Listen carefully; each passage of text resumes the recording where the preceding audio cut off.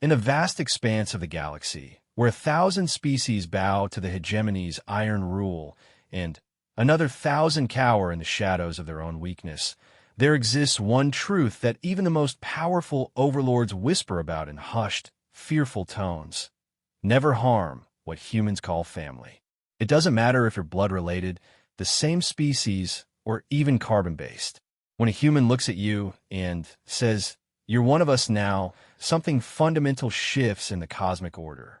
Fleets that have conquered star systems will turn around. Empires that have stood for millennia will negotiate. And those foolish enough to ignore this simple rule, they discover why humans are the only species in galactic history to wage war against extinction itself. And when the Corvani Directorate was about to learn this lesson the hard way, Zara, 7 pressed her scaled back against the cold metal wall of the maintenance shaft, her 4 arms trembling as she clutched the datapad containing evidence that would shake the foundations of 3 star systems. The gentle hum of the space station's life support systems couldn't mask the heavy footsteps of Corvani security forces searching for her deck by deck. She was small, even by Nexri standards. Her species had been among the first to submit to Corvani rule when the Directorate began its expansion 2 centuries ago. The Nexri were natural mechanics and engineers, their multiple limbs and enhanced spatial reasoning making them invaluable for maintaining the complex technology that kept the hegemony running. But valuable didn't mean free. The data pad grew warm in her grip. 3 months of careful investigation, of staying late in the engineering bays, of accessing files she had no business reading. What she discovered made her wish she'd remained ignorant. The Corvani weren't just strip-mining Nexri worlds for resources. They were systematically poisoning the atmosphere of colonies that showed even the slightest hint of rebellion. Billions of her people, dead or dying, and the galaxy's other species turning blind eyes because it wasn't their problem. Heavy Boots stopped just outside her hiding place. Through the ventilation grate, she could see the crimson armor of a Corvani enforcer, his massive frame casting shadows that seemed to reach for her. The Corvani were built for intimidation. 8 feet tall, covered in natural bone plates, with enough physical strength to tear most beings apart with their bare hands. They'd conquered half the galaxy not through superior technology or tactics, but through sheer, overwhelming violence. Sector 7G clear. The enforcer's voice rumbled like grinding stone. Moving to Sector 8. Zara, 7 waited until the footsteps faded before allowing herself to breathe again. She had to reach the communications array. Earth's delegation was somewhere on this station, a small diplomatic mission that had arrived 3 days ago for routine trade negotiations. If she could get the data to them, if she could make someone outside the hegemony's control structure understand what was happening. But why would they care? Humans were newcomers to galactic politics, having only achieved faster-than-light travel 50 years ago. They were impressive in their own right. Everyone had heard stories about human tenacity and their unusual approach to problem-solving, but they were just one species among thousands. What could they possibly do against the might of the Corvani Directorate? She forced herself to move, crawling through the maintenance tunnels with practiced ease. Her people had built these passages, after all. Every bolt, every weld, every redundant safety system bore the mark of Nexri engineering. It was ironic that her own people's work might now help her expose their genocide. The station shuddered slightly as a transport ship docked. Through a nearby viewport, Zura 7 caught a glimpse of its hull, sleek, functional design with the blue and white markings of Earth's merchant fleet. Humans preferred efficiency over intimidation in their ship design, which many species mistook for weakness. It was a mistake the smart ones only made once. Navigation through the station's upper levels required more caution. Here, the maintenance shafts were smaller and the security more thorough. She could hear voices echoing through the corridors, Corvani officials barking orders, other species responding with the careful deference of those who knew their place in the galactic hierarchy. The human delegation is asking too many questions, one voice said in the harsh, clicking language of the Corvani. They want to tour the outer colonies. Irrelevant, came the response. Their trade agreements are too valuable to risk over a few curious mammals. Keep them busy with negotiations. Promise them better terms if they stop asking about our internal affairs. Zara 7's 4 hearts sank. The humans were just like everyone else, more concerned with profit than justice. She should have expected as much. Every species that achieved interstellar travel eventually learned the same lesson. Survival meant keeping her head down and not interfering in others' business. But she was here now. She had to try. The communications array was located on Deck 12, a high-security area that required special clearance. Fortunately, her maintenance access codes still worked. The Corvani were efficient, but they often overlooked details they considered beneath their notice. To them, she was just another technician, too scared and too insignificant to cause real trouble. The array chamber was empty when she arrived, filled with the soft blue glow of active communication panels. She could see data streams flowing to dozens of worlds across the sector, routine reports, shipping manifests, and carefully sanitized news feeds that painted the Corvani as benevolent protectors rather than brutal oppressors. With shaking fingers, she connected her datapad to the communication console. The human delegation was staying in the diplomatic quarter. If she could reach them directly, the console chirped softly as it established a connection. Text appeared on the screen, communication request from Maintenance Station 7. Except, for a moment, nothing happened. Then, a voice came through the speakers. Warm, curious, distinctly human. This is Ambassador Chun of the Earth Diplomatic Mission. Who am I speaking with? Zara 7 had rehearsed this moment dozens of times, but now that it was here, the words stuck in her throat. My name is Zara 7. I'm a maintenance engineer. I need your help. There was a pause. Zara 7, you sound distressed. Are you in danger? The simple concern in the human's voice caught her off guard. When was the last time anyone had asked about her well-being? I have information about the Corvani Directorate, about what they're doing to my people. I know you're here for trade negotiations, and I know this isn't your problem, but hold on, Ambassador Chen interrupted. You said you're in danger, and you need help. That makes it my problem. Where are you? Zara 7 blinked in surprise. I don't understand. It's simple. You called for help, which means you're under our protection now. Can you get to the diplomatic quarter? We have security there. Security won't matter if the Corvani find out what I know. They'll kill me and anyone who tries to protect me. You don't understand how powerful they are. Another voice joined the conversation, younger, with an accent Zara 7 couldn't place. Ma'am, with respect, I think you don't understand how humans work. Someone just asked us for protection. That means they're family now. We don't abandon family. The simplicity of it was staggering. No complex political calculations, no discussions of strategic value or diplomatic consequences. Just an immediate, instinctive response to someone in need. Listen to me carefully, Zara 7, Ambassador Chun continued. I'm sending you coordinates for a secure route to our section. My security chief, Commander Rodriguez, will meet you halfway. Whatever information you have, we'll make sure the right people hear it. But the trade agreements will survive. Trust me, we've been looking for a reason to ask harder questions about Corvani operations.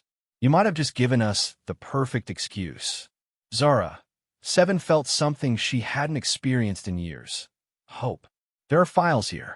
Evidence of what they're doing to Nexury colonies. Mass poisonings. Billions dead. The silence that followed was different from before. Not hesitation, but a kind of cold, focused anger that made the temperature in the room seem to drop several degrees. Zara 7, Ambassador Chen's voice had changed, becoming harder, more formal. I need you to download those files immediately and bring them to us. Can you do that? Yes, but good. Commander Rodriguez is already on his way to you. Download the files and move toward the diplomatic quarter. We'll handle everything else. As Zara 7 began copying the data files, she heard Ambassador Chun speaking to someone else in the background, her voice carrying clearly through the open communication channel. Give me a secure line to Earth Fleet Command. Priority Alpha. and send a message to Admiral Santos. Tell her we're going to need the Third Fleet moved to this sector. Quietly but quickly. Ma'am, another voice responded, we're talking about potential military action against a hegemony member species. The political ramifications. Commander, someone just handed U.S. evidence of genocide and asked for our protection. I don't care if we have to fight every ship in the Corvani fleet. We don't leave family behind, and we don't ignore genocide. Ever. Zara. 7 stared at the communication panel, her 4 hearts racing. These humans were actually willing to risk war with the Corvani Directorate for a maintenance engineer they'd never met. It was madness. It was impossible. It was the most beautiful thing she'd ever heard. The file transfer completed just as heavy footsteps echoed in the corridor outside. Corvani security forces, moving with purpose. They'd tracked her here. Zara, 7. Ambassador Chen's voice was urgent. Report. They're here. I have the files, but they found me. Hold position. Rodriguez is 30 seconds out. The door to the communications array exploded inward, the reinforced metal buckling under the impact of Corvani weaponry. 3 enforcers stormed in, their massive frames filling the doorway. The leader's bone plates were scarred with the marks of countless battles, and his small, predatory eyes fixed on Zura, 7, with unmistakable hatred. Nexary maintenance worker Zura, 7. His voice ground out like crushing stone. You are under arrest for theft of classified information and treason against the Corvani Directorate. Surrender the stolen data immediately. Zara, 7, clutched the data pad to her chest. I won't let you murder any more of my people. The enforcer laughed, a sound like breaking bones. Your people exist at our pleasure. If we choose to relocate them to environments better suited to their limited constitution, that is our right as their protectors. Relocate. Zara 7's voice cracked. You're poisoning entire worlds. We are maintaining order. The enforcer stepped closer, his massive hand reaching for her. Dissidents and troublemakers are removed to preserve the peace. It is efficient. It is necessary. And it is not your concern. The hand was inches from her face when the corridor behind the enforcers erupted in the distinctive whine of human plasma weapons. Blue-white energy bolts struck the rear enforcer, sending his massive frame crashing to the floor. The other 2 spun around, raising their own weapons. United Earth Security, a human voice shouted. Stand down immediately. Commander Rodriguez appeared in the doorway, flanked by 2 other humans in tactical gear. They were smaller than the Corvani, but they moved with a precision and confidence that spoke of extensive combat experience.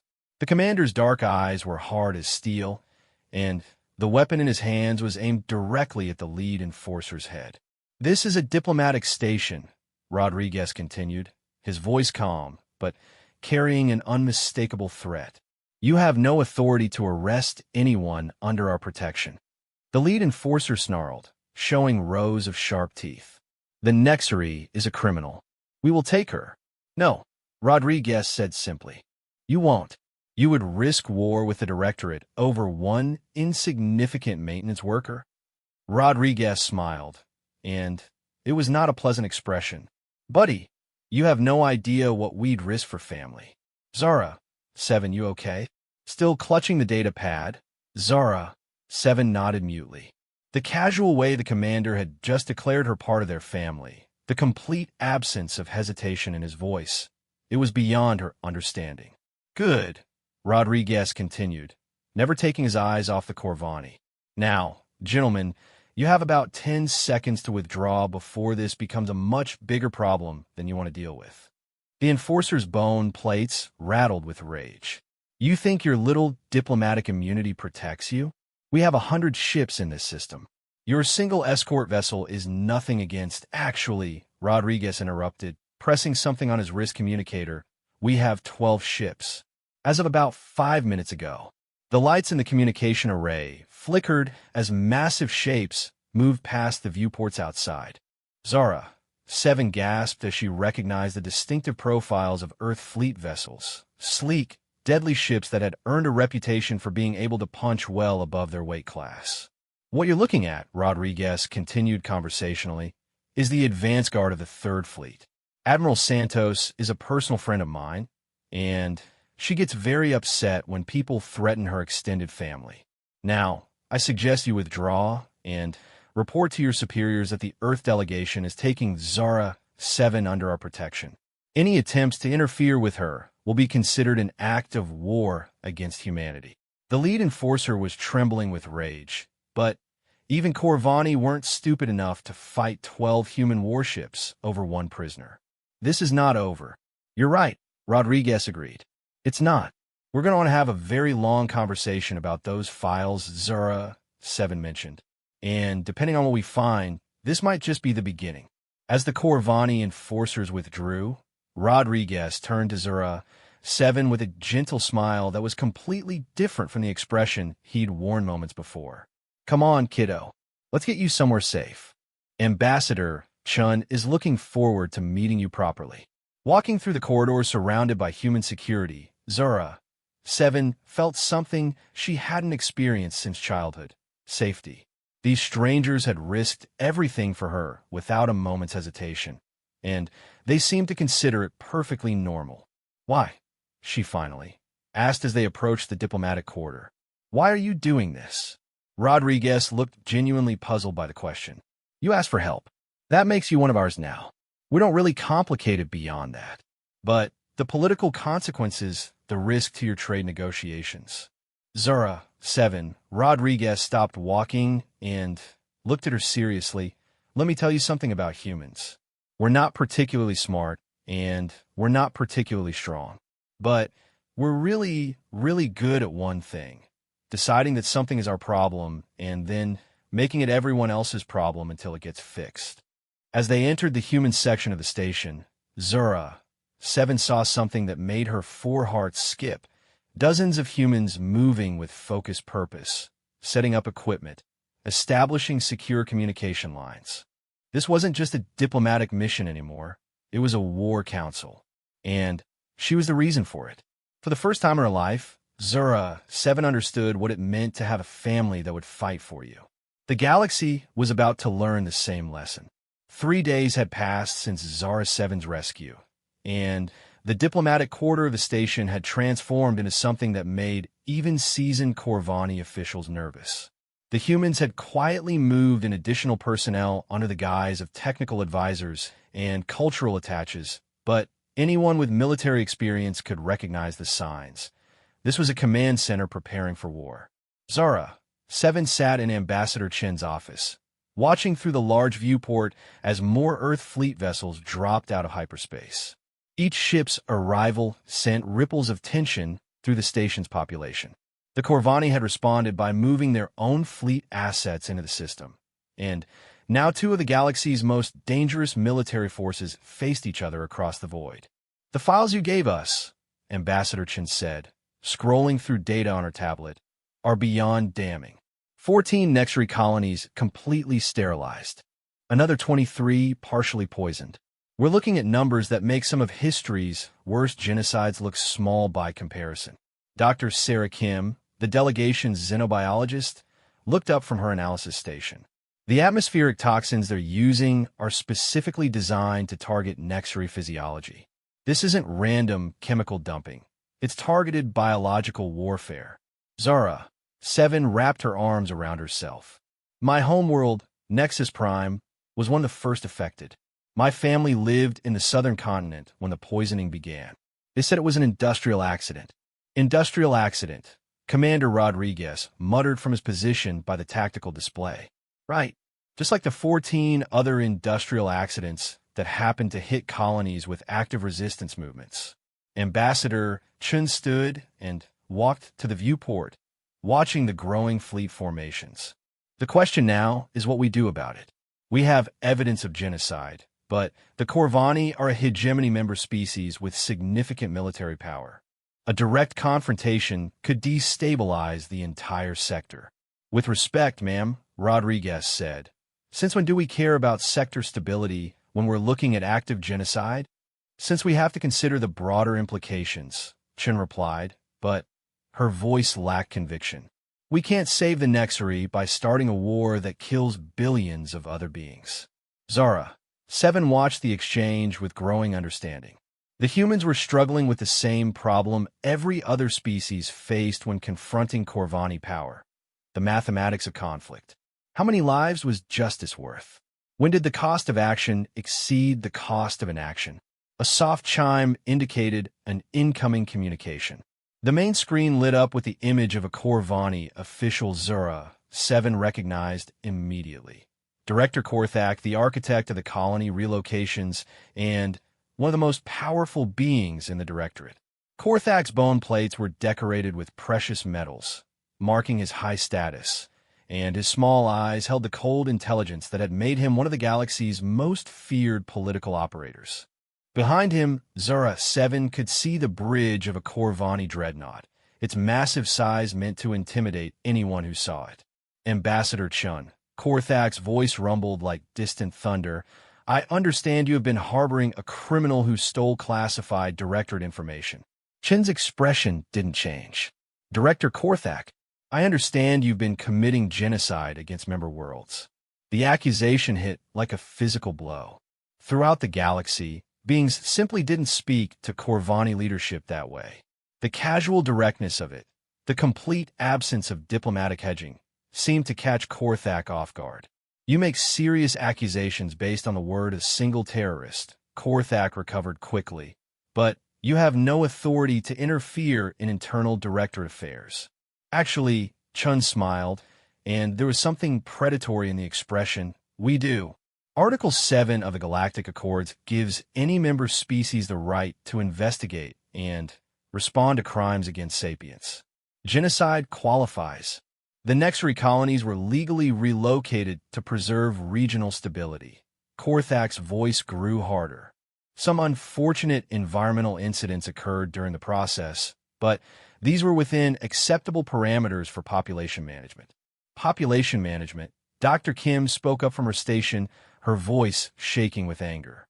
Is that what you call murdering billions of innocent beings? Korthak's attention shifted to the scientist, and his expression became genuinely puzzled. Dr. Kim, I believe, your species is still quite new to galactic politics. Perhaps you do not understand how such matters are typically handled. Enlighten me, Kim said, her hands clenched into fists. Order requires sacrifice, Korthak explained with the patience of someone addressing a child. Some populations must be managed for the greater good. The Nexari colonies were becoming unstable, spreading dangerous ideas about independence and self-governance. These concepts threaten the peace we have maintained for centuries. So you decided to kill them all, Rodriguez said flatly. We decided to relocate them to environments where their ideas could not spread, Korthak corrected. If those environments proved challenging for their physiology, that was an unfortunate but necessary consequence. Zara 7 found herself speaking, her voice carrying across the communication channel. You murder my family. You murder my friends. You poison entire worlds because people dared to hope for freedom. Korthak's eyes found her on the screen, and his expression showed mild interest, like someone examining an unusual insect.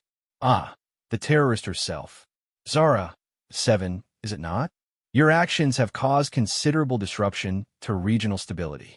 Return with me now, submit to proper justice, and I will ensure the remaining Nexari colonies are treated with consideration.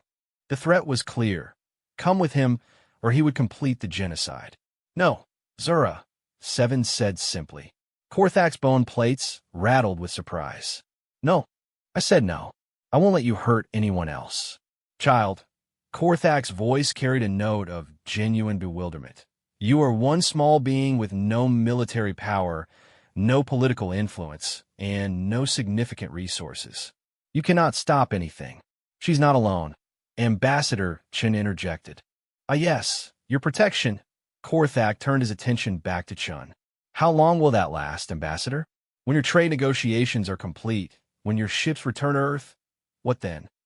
Do you truly believe you can maintain a military presence in this sector indefinitely? Chen was quiet for a moment, and Zara Seven felt her heart sink. The director was right. Humans couldn't stay here forever. Eventually, Earth's interest would take them elsewhere, and the Corvani would complete what they had started. You're right, Chin said finally. We can't maintain a presence here indefinitely. Korthak's expression showed satisfaction. I am pleased you understand the realities of the situation. Transfer the criminal to our custody, and we can discuss terms for your withdrawal. I wasn't finished, Chen continued, her voice taking on a quality that made every human in the room straighten to attention. We can't maintain a presence here indefinitely, so we'll have to solve this problem permanently. The change in the room's atmosphere was immediate.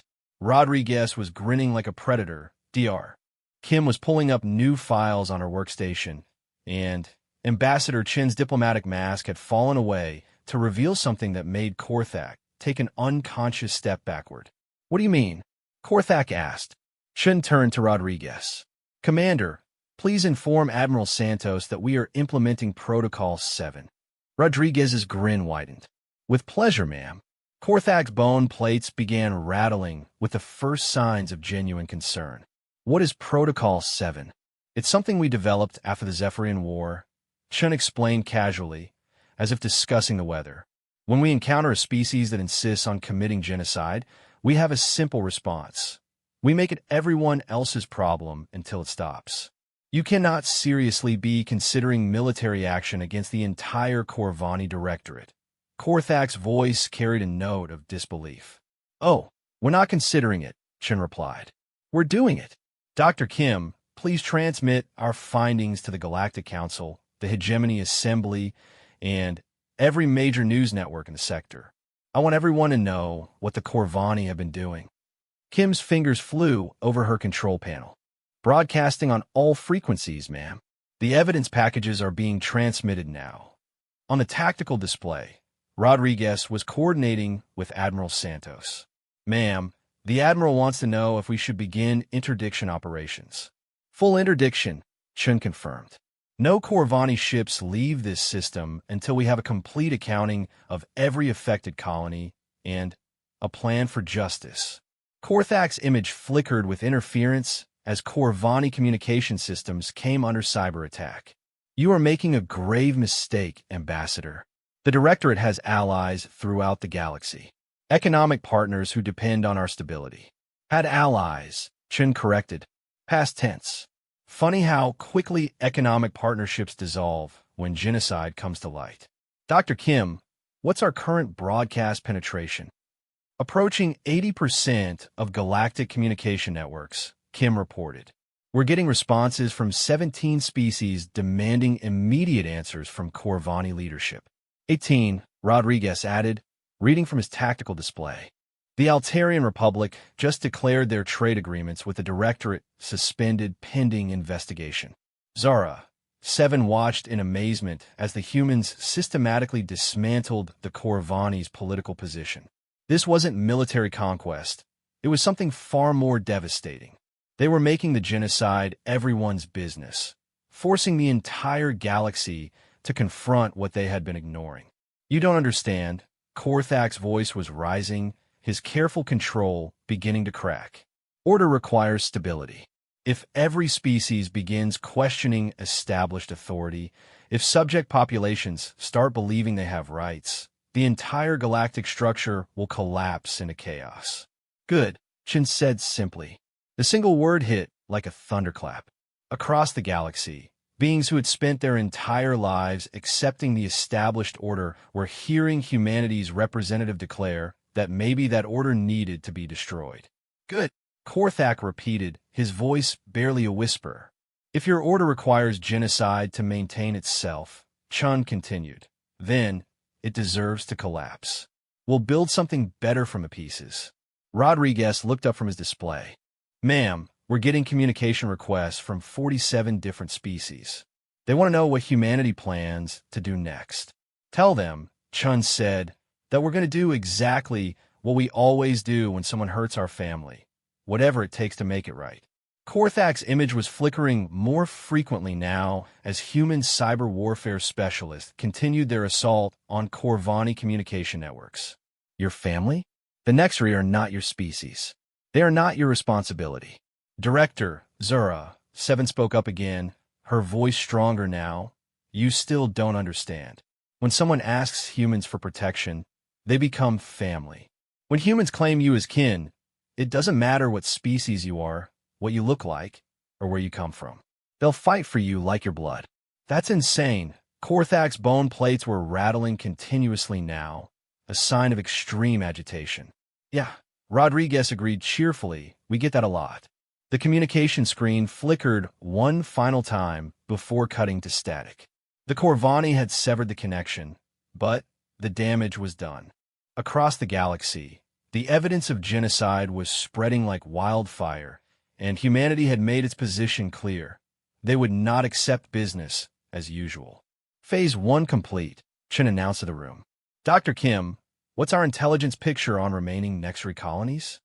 17 colonies showing signs of atmospheric contamination, Kim reported. Approximately 2 billion Nexri still at risk. Rodriguez, fleet status? Admiral Santos reports full battle readiness. The Third Fleet is prepared for extended operations. We also have confirmation that the 5th and 7th Fleets are moving to support positions. Zara, Seven stared at the tactical display, showing human fleet movements across 3 star systems. You're really going to war for us. We're not going to war, Chun corrected, settling back in her chair with the satisfaction of someone who had just played a perfect hand. We're going to make the Corvani choose between justice and survival. The beauty of making something everyone's problem is that everyone gets a vote on the solution. An incoming communication alert drew their attention to the main screen. This time, it wasn't a Corvani official. It was a representative of the Galactic Council, the loose confederation of species that attempted to mediate disputes between the major powers. Counselor Vex appeared on screen, his crystalline features reflecting the complex emotions his species experienced during moments of crisis. Behind him, Zara 7 could see the council chambers filled with representatives from dozens of species, all talking at once in urgent, heated discussions. Ambassador Chun. Vex's voice carried harmonics of stress. The council has received your comprehensive data packages regarding Corvani activities in the Outer Rim. We must convene an emergency session to address these allegations. They're not allegations, Counselor, Chun replied calmly. They're documented facts. The question is what the council intends to do about them. The situation is complex, Vex began, his crystalline form shifting to deeper blue hues that indicated extreme diplomatic caution. The Corvani Directorate is a founding member of the hegemony. Any actions taken against them would have far-reaching consequences for galactic stability. Counselor, Dr. Kim interrupted, we're talking about active genocide. 14 worlds completely sterilized, billions dead. How is galactic stability more important than that? Dr. Kim, Vex's form shifted to purple, indicating discomfort. You must understand that intervention in member species' internal affairs sets dangerous precedents. If we begin questioning every difficult decision made for the sake of regional order, then maybe we'll stop normalizing genocide, Rodriguez finished flatly. The council chamber behind Vex erupted in renewed chaos as species began taking sides. Some argued for immediate intervention, others for careful diplomatic solutions, and a significant minority insisted that the situation was none of their business regardless of the evidence. Zara, 7 watched the debate with growing despair. Even faced with undeniable proof of systematic murder, the galaxy's leaders were more concerned with maintaining the status quo than with justice. This was exactly what the Corvani had counted on, that everyone would find reasons to look the other way. Counselor, Ambassador Chen's voice cut through the chaos like a blade. Let me make something very clear. Humanity is not asking for the Council's permission to act. We are informing you of our intentions as a courtesy. The Council chamber fell silent. Vex's crystalline form cycled through several colors before settling on a deep orange that indicated shock. Ambassador, Vex said carefully, surely you're not suggesting unilateral action against a hegemony member species? I'm not suggesting it, Chen replied. I'm telling you that's exactly what's going to happen. In approximately 6 hours, human forces will begin liberation operations for the affected Nexri colonies. Any Corvani ships that attempt to interfere will be treated as hostile. The consequences, Vex began, are on you, Chen interrupted. The Council has had centuries to develop mechanisms for preventing genocide. You've chosen not to use them, so we'll handle it ourselves. Rodriguez looked up from his tactical display. Ma'am, the Admiral reports that advanced reconnaissance units are already in position around the most critically affected colonies. We can begin evacuation operations immediately. Do it, Chen ordered. And Rodriguez? Anyone who tries to stop those evacuations will discover why humans don't like it when people hurt kids, Rodriguez finished with grim satisfaction. On the screen, Counselor Vex's form had shifted to a chaotic mixture of colors indicating complete bewilderment. Ambassador Chun, what you're describing amounts to an act of war against the Corvani Directorate. No, Counselor, Chun corrected, what I'm describing is an act of family. The Corvani made this personal when they decided to commit genocide. Now, they get to live with the consequences. As the communication ended and the council chamber faded from the screen, Vera, Seven felt something she hadn't dared to hope for. The certainty that her people would survive. Not because of political calculations or diplomatic negotiations, but because a species that barely knew them had decided they were worth fighting for. Ambassador, she said quietly, how can I ever repay this? Chen turned to her with a gentle smile that was completely at odds with the steel she'd just shown to the galaxy's most powerful beings. Zara, Seven, you called us family. Family doesn't keep score. Outside the viewport, the first waves of human evacuation ships were already jumping to hyperspace, racing toward colonies where Nexri children were slowly dying from Corvani poisons. They carried medical supplies, atmospheric processors, and something more precious than either, the promise that someone cared enough to come. The galaxy was about to learn what happened when humans claimed you as kin, and the Corvani were about to discover that some problems couldn't be solved with intimidation and violence, especially when the people solving them had made those problems personal. 2 weeks had passed since the first human evacuation ships reached the dying Nexri colonies, and the galaxy had transformed in ways no one could have predicted. What had begun as a simple diplomatic incident had become something unprecedented in galactic history, a species-wide adoption. Zara, Seven stood on the observation deck of the human medical ship Asclepius, watching as the last transport from Nexus 7 disappeared into hyperspace. The planet below them was already beginning to heal, its atmosphere slowly clearing as human environmental engineers worked around the clock to neutralize centuries of Corvani poison. Atmospheric toxicity down another 12%. Dr. Kim reported from her medical station, her voice carrying a mixture of exhaustion and satisfaction. We should have the planet habitable again within 6 months. What about the population? Zura, Seven asked, though she dreaded the answer. 63 million survivors out of a population of 400 million. Kim's voice was gentle but honest. It's not good, Zura, but every one of those 63 million is alive because we got there in time. The numbers were staggering.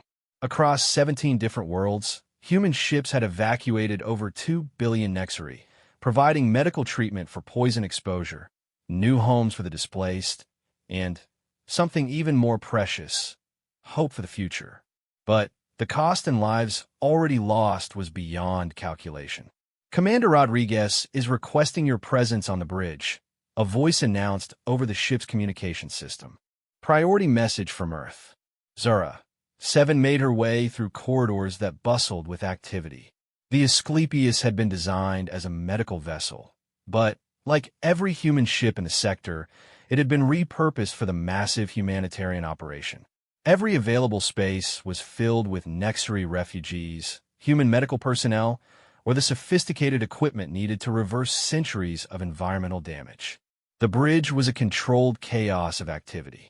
Officers coordinated with dozens of other ships, managed supply chains across 3 star systems, and maintained tactical awareness of the Corvani fleets that still prowled the outer edges of human-controlled space.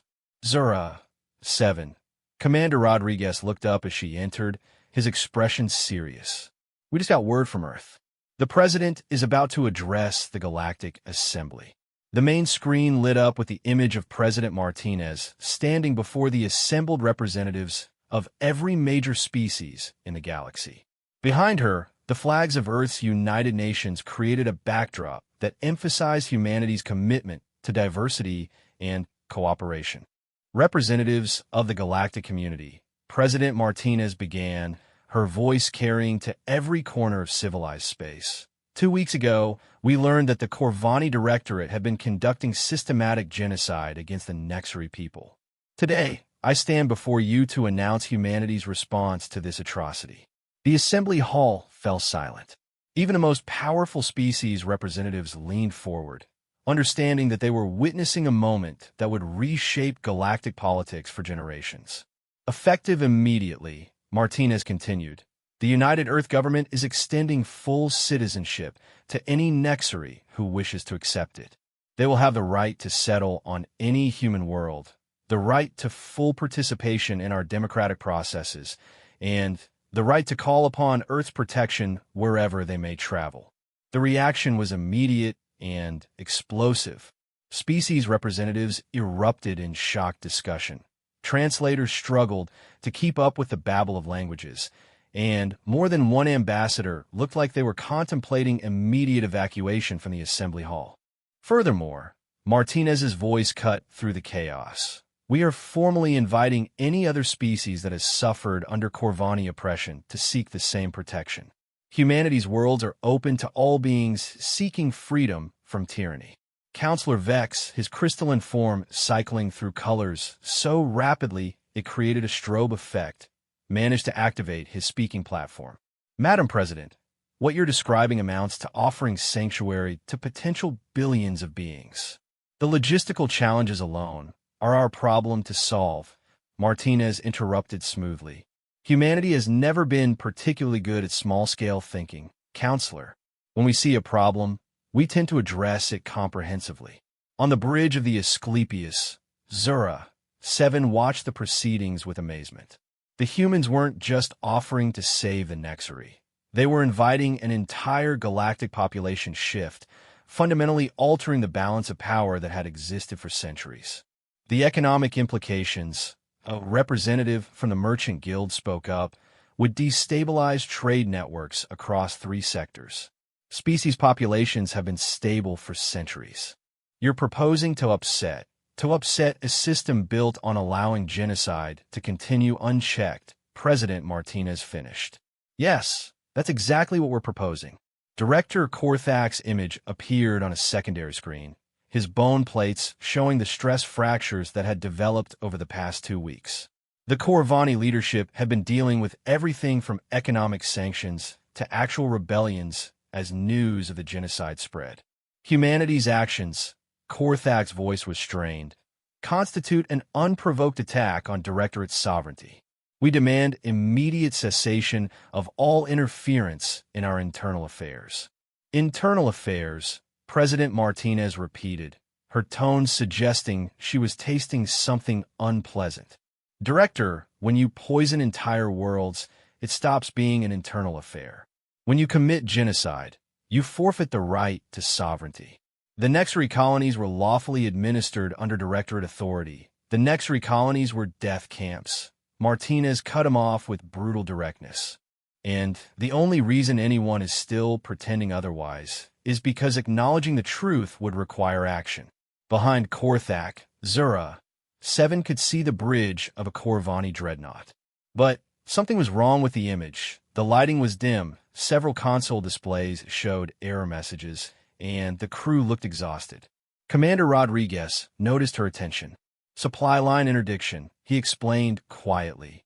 When you control 50% of galactic shipping, you can make life very difficult for people you don't like. The Corvani fleet is starting to feel the pinch. You're starving them into submission? Zara, 7 asked.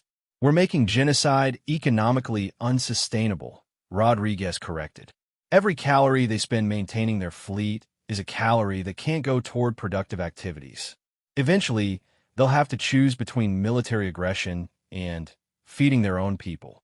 On the main screen, President Martinez was addressing the assembly again. I want to be very clear about humanity's position. We are not seeking conquest or territorial expansion. We are establishing a new principle, that genocide will no longer be tolerated, rationalized, or ignored. Any species that commits crimes against sapience will find themselves at war with humanity. You cannot police the entire galaxy, the representative from the Hegemony Council protested. Watch us, Martinez replied with a smile that didn't reach her eyes. The assembly erupted again, but this time the discussion had a different character. Representatives were no longer debating whether action should be taken. They were calculating how humanity's new policy would affect their own interests. A soft chime indicated an incoming priority message. Rodriguez accepted the communication, and Admiral Santos appeared on a secondary display. "Commander," Santos's voice carried barely controlled excitement. "We're getting reports from across the sector. 17 different species have formally requested human protection in the last 6 hours. And that's not the interesting part." "What's the interesting part, Admiral?" 3 of them are species we'd never heard of before. Apparently, word is spreading through populations that haven't had contact with the galactic community for centuries.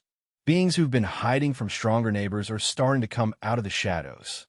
Zara, 7 felt a chill run through her forearms. "How many species are we talking about?"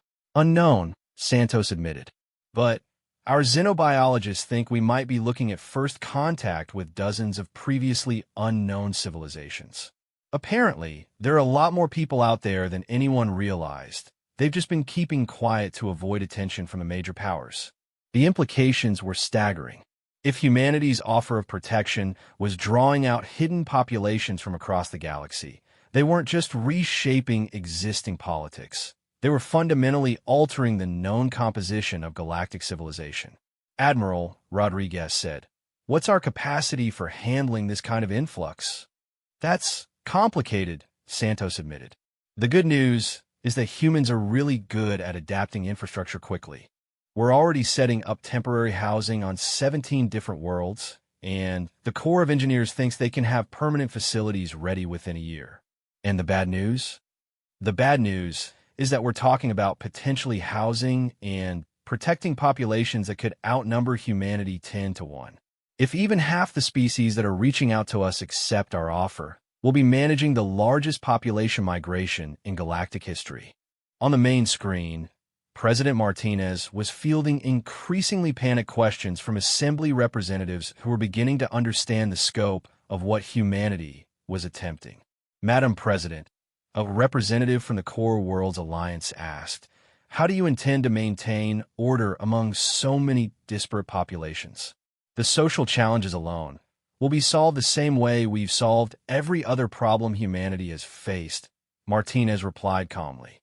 "By working together, adapting quickly, and refusing to accept that something can't be done just because it's never been done before." "But the security implications," Councillor Vex protested, his form now a steady deep blue indicating extreme concern. "If you're harboring populations that other species consider criminals or dissidents, then those other species will need to convince us their laws are worth enforcing," Martinez finished. "And I'll give you a hint. Laws that enable genocide don't tend to score well in our evaluation process." A new voice joined the discussion as the representative from the Zephyrian Commonwealth activated his speaking platform. The Zephyrians were one of the few species that had successfully fought humanity to a standstill, earning a grudging respect from both sides during their brief but brutal conflict. President Martinez, the Zephyrian representative's voice carried the harmonic undertones that made his species such effective negotiators. "The Commonwealth recognizes and supports humanity's actions in this matter. We formally request to join your protection protocols." The assembly hall fell silent. If the Zephyrians, a major military power in their own right, were joining humanity's coalition, it represented a fundamental shift in galactic power dynamics. "The Commonwealth's support is welcome," Martinez replied warmly. Together, we can ensure that genocide becomes a relic of the past. Other representatives began activating their platforms, some to voice support, others to express increasingly desperate objections. But the momentum was clearly shifting toward the human position. Director Korthak, Martinez addressed the Corvani leader directly. You have 72 hours to begin transferring custody of all Nexru populations to human-controlled space. Any attempts to prevent this transfer will be considered an act of war. Korthak's bone plates were now showing visible cracks from stress. You cannot seriously expect— I expect exactly that, Martinez cut him off. 72 hours, Director. Don't test our resolve. As the presidential address ended, and the assembly devolved into chaotic discussion groups, Zura, 7 found herself thinking about the enormity of what was happening. Her simple plea for help had triggered a complete restructuring of galactic civilization. Commander, she asked Rodriguez, what happens if the Corvani refuse? Rodriguez's expression was grim but determined. Then, we remind them why humanity has never lost a war when we believe the cause was just. And if other species decide they don't like humanity's new role as galactic protector, then they'll discover that we're very good at making friends, Rodriguez replied. And even better at making our problems into everyone else's problems until they get solved. Dr. Kim looked up from her medical station. Zara, I've been thinking about what you said earlier about not knowing how to repay us. Yes, you've already repaid us. You trusted us enough to ask for help. You gave us the chance to do what humans do best, which is decide that something is our family's problem and then fix it no matter what it costs. Outside the viewport, Zura 7 could see human ships arriving in steady streams, each one carrying supplies, personnel, or refugees from another world touched by Corvani poison. The logistics of the operation were mind-boggling, but somehow the humans made it look routine. A priority alert drew everyone's attention back to the main screen. Admiral Santos appeared, her expression showing a mixture of anticipation and concern. All ships, this is Admiral Santos. We've just received word from the Corvani Directorate. Director Korthak is requesting immediate negotiations under a flag of truce. Rodriguez raised an eyebrow. Think they're finally ready to discuss terms? I think, Santos replied, they just realized that their choice isn't between war and peace. It's between negotiation and extinction. Apparently, 17 more species declared independence from Corvani rule in the last 4 hours. Zara, 7 felt a surge of emotion that she couldn't quite identify. Hope, certainly, but also something deeper. The understanding that she was witnessing the birth of a new kind of galactic order, one built on the radical idea that every sapient being had value. What happens now, she asked. Now, Commander Rodriguez said with satisfaction, we teach the galaxy what happens when humans claim you as kin. The negotiations would be complex, the challenges enormous, and the future uncertain. But as Zara 7 watched human ships continuing their rescue operations across a dozen star systems, she knew one thing with absolute certainty. Her people would never again face extinction alone. The galaxy had learned the lesson that the Corvani Directorate was still struggling to accept. When humans declare someone family, the entire universe becomes their problem to solve. And humans, as it turned out, were very good at solving problems, especially when those problems involved protecting the people they loved.